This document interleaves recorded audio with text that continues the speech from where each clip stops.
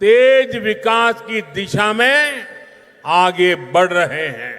మిత్రులారా, గత 16 నెలల్లో ఆంధ్రప్రదేశ్లో అభివృద్ధి తాలూకా వాహనం శరవేగంగా కదులుతుంది.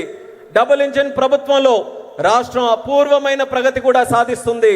నేడు ఢిల్లీ మరియు అమరావతి ఈ రెండు కలిసి వేగవంతంగా అభివృద్ధి వైపు ముందుకు సాగుతున్నాయి.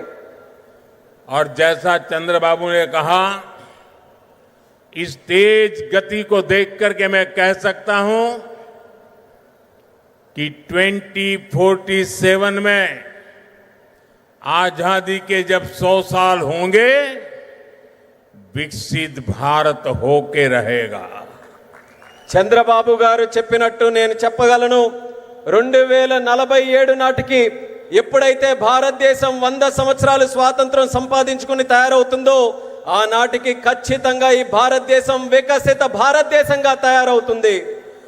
अभी बाबू ने बहुत ही भावना के साथ अपने विचारों को व्यक्त किया, लेकिन मैं विश्वास से कहता हूं कि 21वीं सदी हिंदुस्तान की सदी होने वाली है।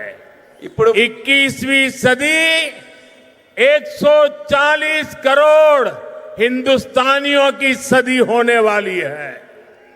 ఇప్పుడు బాబు గారు ఎంతో ఆవేదనతో భావాలతో మాట్లాడారు. అదే రకంగా నేను కూడా చెప్పగలను, ఈ 21వ శతాబ్దం భారతదేశం తాలూకా శతాబ్దం. ఈ 21వ శతాబ్దం భారతీయులు 140 కోట్ల భారతీయుల తాలూకా శతాబ్దం ఇది. साथियों, आज भी यहां सड़क, बिजली, रेलवे, हाईवे और व्यापार से जुड़े कई प्रोजेक्ट्स का उद्घाटन और शिलान्यास किया गया है। ये प्रोजेक्ट्स राज्य में कनेक्टिविटी को मजबूत करेंगे, इंडस्ट्री को बढ़ावा देंगे और लोगों के जीवन को आसान बनाएंगे। మిత్రులారా, నేడు రోడ్లు, విద్యుత్ రంగం, రైల్వే, హైవేలు మరియు వాణిజ్యానికి సంబంధించిన అనేక ప్రాజెక్టులకి శంకుస్థాపన మరియు ప్రారంభోత్సవం చేసుకుంటున్నాం. ఈ ప్రాజెక్టుల వల్ల రాష్ట్రంలో కనెక్టివిటీ బలోపేతం అవుతుంది మరియు పరిశ్రమలకి ఊతమిస్తూ మరియు ప్రజల జీవితాన్ని కూడా సులభం చేసే అవకాశం కల్పిస్తుంది. इन परियोजनाओं से करनूल और आसपास के इलाकों को बहुत फायदा मिलेगा। मैं इन परियोजनाओं के लिए राज्य के सभी लोगों को बधाई देता हूं। ఈ ప్రాజెక్టుల వల్ల కర్నూలు మరియు పరిసర ప్రాంతాలకు ఎంతో ప్రయోజనం చేకూరుతుంది. ఈ ప్రాజెక్టుల కోసం రాష్ట్ర ప్రజలందరికీ కూడా మరొక్కసారి నా తాలూకా అభినందనలు తెలియజేసుకుంటున్నాను. साथियों, किसी भी देश और राज्य विकास के लिए एनर्जी सिक्योरिटी बहुत जरूरी है। आज यहां बिजली के क्षेत्र में अराउंड 3000 करोड़ रुपीस का ट्रांसमिशन प्रोजेक्ट शुरू हुआ है। इससे देश की एनर्जी कैपेसिटी और बढ़ेगी। మిత్రులారా, ఏ దేశమైనా రాష్ట్రమైనా అభివృద్ధి చెందాలనంటే ఇంధన భద్రత చాలా కీలకం. నేడు విద్యుత్ రంగంలో కూడా దాదాపు 3000 కోట్ల రూపాయలు విలువైన ట్రాన్స్మిషన్ ప్రాజెక్టులు కూడా మనం ప్రారంభించుకుంటున్నాం. దీని ద్వారా దేశం తాలూకా ఇంధన సామర్థ్యం కూడా మరింత పెరగబోతుంది. साथियों, तेज विकास के बीच हमें पुरानी स्थितियों को भी भूलना नहीं है। 11 साल पहले जब केंद्र में कांग्रेस सरकार थी, तब प्रति व्यक्ति इलेक्ट्रिसिटी की खपत औसतन 1000 यूनिट से भी कम थी। तब देश को ब्लैकआउट जैसी चुनौतियों का भी सामना करना पड़ता था। हमारे गांवों में बिजली का खंभा भी नहीं लगा था। మిత్రులారా, వేగవంతమైన అభివృద్ధి మధ్య మనం గతాన్ని మాత్రం మర్చిపోకూడదు. 11 సంవత్సరాల క్రితం కేంద్రంలో కాంగ్రెస్ ప్రభుత్వం అధికారంలో ఉన్నప్పుడు సగటు తలసరి విద్యుత్ వినియోగం 1000 యూనిట్ల కంటే చాలా తక్కువగా ఉండేది. అప్పుడు దేశం కూడా అనేక విద్యుత్ కోతలు వంటి సవాళ్లు కూడా ఎదుర్కొంది. వేలాది గ్రామాలలో కనీసం విద్యుత్ స్తంభాలు కూడా ఏర్పాటు చేయలేనటువంటి దుస్థితి ఉంది. అది आज क्लीन एनर्जी से लेकर देश के टोटल एनर्जी प्रोडक्शन तक भारत हर क्षेत्र में नए रिकॉर्ड बना रहा है. आज देश के हर गांव तक बिजली पहुंच चुकी है. प्रति व्यक्ति इलेक्ट्रिसिटी का इस्तेमाल बढ़कर 1400 यूनिट हो गया है.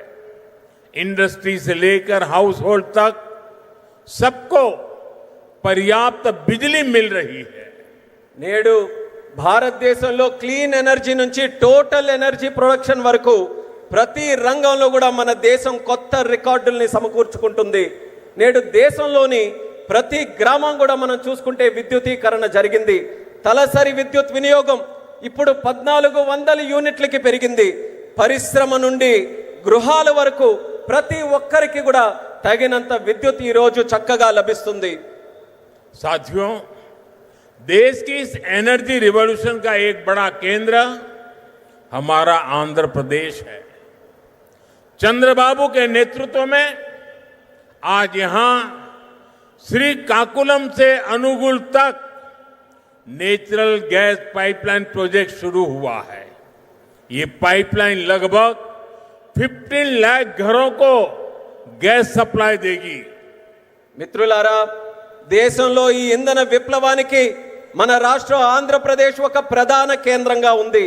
మన ముఖ్యమంత్రి వర్యులు చంద్రబాబు నాయుడు గారి నేతృత్వంలో ఈ రోజు శ్రీకాకుళం నుంచి అంగుల్ వరకు సహజ వాయువు పైప్ లైన్ ప్రాజెక్టు ప్రారంభించబడింది.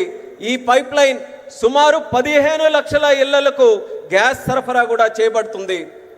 आज चित्तूर में एलपीजी बॉटलिंग प्लांट शुरू हुआ है. ये प्लांट रोजाना 20,000 सिलेंडर्स भरने की क्षमता रखता है. इससे लोकल ट्रांसपोर्ट और स्टोरेज सेक्टर में जॉब्स बढ़ेगी, युवाओं को नए अवसर मिलेंगे. ఈ రోజు చిత్తూరులో కూడా ఎల్పిజి బాటిలింగ్ ప్లాంట్ ప్రారంభించబడింది. ఈ ప్లాంట్ రోజుకు 20,000 సిలిండర్లను నింపే సామర్థ్యం కలిగి ఉంది. ఇది స్థానిక రవాణా మరియు స్టోరేజ్ రంగంలో ఉద్యోగాలను పెంచుతుంది మరియు యువతకి మరిన్ని కొత్త అవకాశాలు కూడా కల్పించే బాధ్యత తీసుకుంటుంది. साथियों, विकसित भारत के लक्ष्य तक तेजी से पहुंचने के लिए आज देश में मल्टी मॉडल इंफ्रास्ट्रक्चर का विकास हो रहा है. विलेज से सिटी और सिटी से पोर्ट तक कनेक्टिविटी पर हमारा बहुत जोर है. सब्बवरम शिलानगर से के बीच नया हाईवे तैयार होने से कनेक्टिविटी और बढ़ेगी. మిత్రులారా, వికసిత్ భారత్ అనే లక్ష్యాన్ని వేగంగా సాధించడానికి నేడు దేశంలో మల్టీ మోడల్ ఇన్ఫ్రాస్ట్రక్చర్ ప్రాజెక్ట్స్ శరవేగంగా అభివృద్ధి చేయబడుతున్నాయి. గ్రామాల నుండి నగరాల వరకు, నగరాల నుండి పోర్టుల వరకు కనెక్టివిటీపై మేము బలమైన ప్రాధాన్యత ఈ రోజు ఇస్తున్నాం. విశాఖపట్నంలో సబ్బవరం నుంచి శీలానగర్ మధ్యలో కొత్త హైవే ఏదైతే పూర్తి చేయడం వలన కనెక్టివిటీ మరింత మెరుగుపడుతుంది. रेलवे के क्षेत्र में भी नए युग की शुरुआत हुई है. नई रेल लाइनों की शुरुआत होने से, रेल फ्लाईओवर बनने से यात्रियों को सुविधा मिलेगी और इस क्षेत्र के उद्योगों को नई गति मिलेगी. అలానే రైల్వే రంగంలో కూడా ఒక కొత్త యుగం ప్రారంభమైంది. కొత్త రైల్వే లైన్లు అలాగే రైల్వే ఫ్లైఓవర్లు ప్రారంభం వల్ల ప్రయాణికులకి మెరుగైన సౌకర్యం అందుతుంది మరియు ఈ ప్రాంతంలో పరిశ్రమలకు కూడా ఒక కొత్త ఊతం వస్తుంది. साथियों, आज 2047 के विकसित भारत का संकल्प हम सबके सामने है और इस संकल्प को स्वर्ण आंध्रा के लक्ष्य से नई ऊर्जा मिल रही है. हम सब जानते हैं, जब टेक्नोलॉजी की बात होती है तो हमारा आंध्र और यहाँ के युवा बहुत आगे रहते हैं. डबल इंजन की सरकार में हम आंध्रा के इस पोटेंशियल को और बढ़ा रहे हैं. మిత్రులారా, ఈ రోజు 2040 నాటికి వికసిత్ భారతదేశం మనం సాధించాలనే సంకల్పంతో అందరం కూడా ముందుకు నడుస్తున్నాం. మరియు ఈ సంకల్పానికి స్వర్ణాంధ్రప్రదేశ్ అనే లక్ష్యం మరింత శక్తిని అందిస్తుంది. మనందరికీ తెలుసు, టెక్నాలజీ విషయానికి వస్తే